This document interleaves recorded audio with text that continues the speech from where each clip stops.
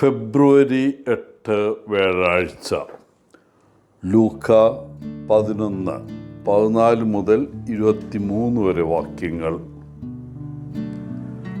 വിഭജിച്ച് ഭരിക്കുക എന്നത് ശത്രുവിനെ നശിപ്പിക്കാനുള്ള ശക്തമായ ഒരു തന്ത്രമാണ്.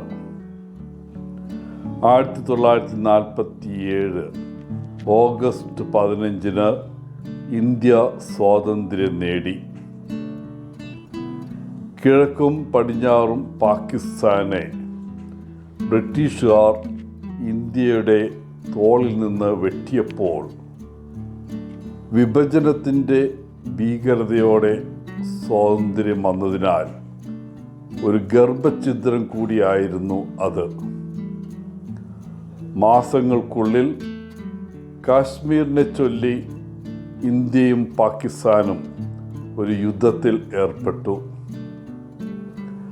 അതിൻ്റെ അനന്തരഫലങ്ങൾ ഇന്ന് നമ്മെ ബാധിക്കുന്നു. അദൃശ്യമായ ഒരു വിഭജനവും അവിടെ ഉണ്ടായി. സൗഹൃദങ്ങൾ നശിപ്പിക്കപ്പെട്ടു, കുടുംബങ്ങൾ തകർന്നു, ഭൂമിശാസ്ത്രം വെട്ടിമുറിച്ചു, ചരിത്രം തെറ്റായി വായിക്കപ്പെട്ടു, പാരമ്പര്യം നിഷേധിക്കപ്പെട്ടു, മനസ്സുകളും ഹൃദയങ്ങളും കീറിമുറിച്ചു. ഹിന്ദു മുസ്ലിം വിരോധം സൃഷ്ടിക്കുന്നതും നിലനിർത്തുന്നതും ബ്രിട്ടീഷ് സാമ്രാജ്യത്വ നയത്തിൻ്റെ ഏറ്റവും പ്രധാനപ്പെട്ട നേട്ടമായിരുന്നു. വിഭജിച്ച് ഭരിക്കുക എന്ന കൊളോണിയൽ പദ്ധതി തുടർച്ചയായ സാമ്രാജ്യത്വ ഭരണം സുഗമമാക്കുന്നതിന് മതപരമായ വൈരുദ്ധ്യങ്ങൾ വളർത്തി. 1947 അതിൻ്റെ ദാരുണമായ പാരമ്യത്തിലെത്തി.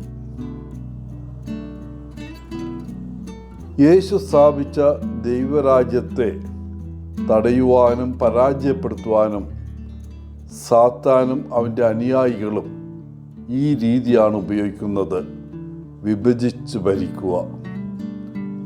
ആളുകളെ ദൈവത്തിൽ നിന്ന് പരസ്പരം അകറ്റാൻ അവർ എല്ലാം ഉപയോഗിക്കും.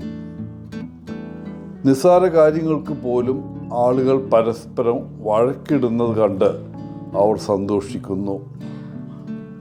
തങ്ങളെ തന്നെ സംശയിക്കുന്നതിനും ദുരുദ്ദേശങ്ങളെക്കുറിച്ച് അന്യോന്യം സംശയിക്കുന്നതിനും അവർ സദുദ്ദേശമുള്ള ആളുകളെ സൂക്ഷ്മമായി പ്രലോഭിപ്പിക്കും. ഇത് ആശയക്കുഴപ്പത്തിനും ഭിന്നതയ്ക്കും കാരണമാകും. അങ്ങനെ വീണ്ടെടുപ്പിൻ്റെ പ്രവർത്തനത്തെ അത് ദുഃഖകരമായി ബാധിക്കുന്നു.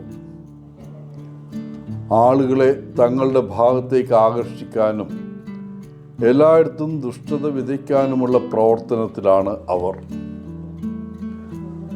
സഭാവിശ്വാസികൾ ഉൾപ്പെടെയുള്ള ആരെയെങ്കിലും ബോധപൂർവമോ അറിയാതെയോ അവർ തങ്ങളുടെ ലക്ഷ്യം കാണുവാൻ മുന്നോട്ട് കൊണ്ടുപോകും. വീണുപോയ ഈ മാലാഖമാരാൽ തങ്ങളെ തന്നെ ഉപയോഗിക്കാൻ അനുവദിക്കുന്ന ആളുകൾക്ക് കഷ്ടം.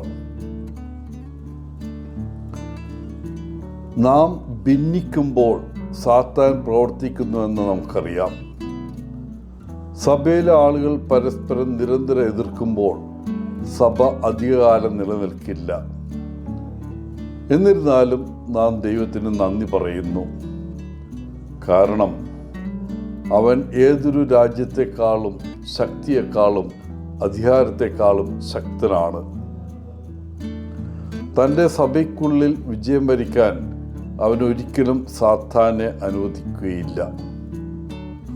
ഐക്യത്തോടെ പ്രവർത്തിക്കുന്നവർ നിലനിൽക്കുന്നു, വിഭജിക്കപ്പെടുന്നവർ വീഴുന്നു.